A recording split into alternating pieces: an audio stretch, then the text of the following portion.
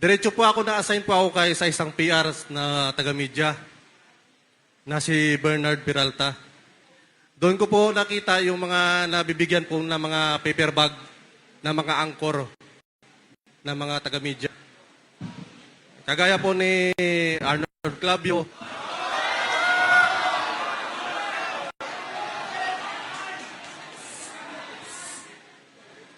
At doon lang po muna at sa affidavit ko na lang po yung ibang pan. Sample lang po ko yun. Marami pa po akong mga nakilalang taga-media. Pakiulit. Teka. Para on record ng mga media, ha? Para on record, tahimik lang muna. Pakiulit nga yung una mong binanggit na pangalan na nagdi-distribute para sa media. Na-assign po ako sa taga-PR po. Pangalan po si Boss Bernard Peralta. Bernard Peralta. PR daw. And then, sino pa? Ayun po yung boss ko po.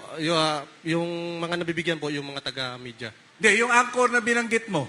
Arnold Clavio po. Arnold Clavio raw, ha? Malinaw, ha? Para malinaw.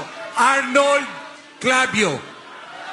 Pwede ko bang malaman kung sino yung Arnold Clavio na binabanggit ninyo? Ano ba yun? Tao ba yun o tao? Tao ba yun o manika? Baka manika lang yun, ha? Arnold Clavio po yung nasa media. Hindi, saang media? Kung ito Sa media, GMA po, marami GMA. kasi magkakapareho ng pangalan. Marami, News anchor po, GMA.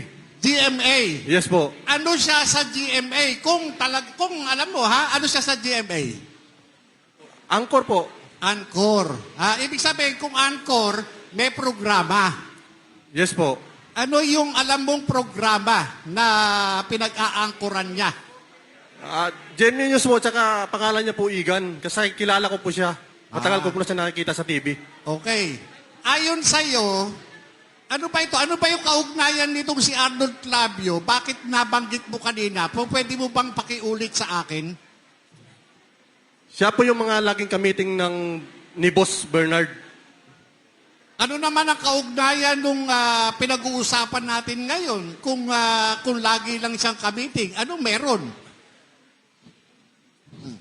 Yun po yung mga meeting nila na yan, ay mga, siguro may mapaabot si Boss B kasi minsan narinig ko, may mga pahabol siya ng mga balita. Ganun po. Tapos monthly po yung kanyan, monthly po yung... Ibig sabihin, may involved na pera, tama ba? Yes po. May involved na pera. Gaanong karaming pera? Maliit lang po, paper bag.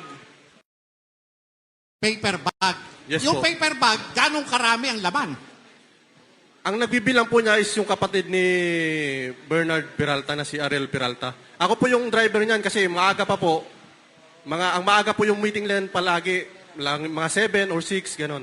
Okay. Yun lang. Maraming salamat. Thank you po.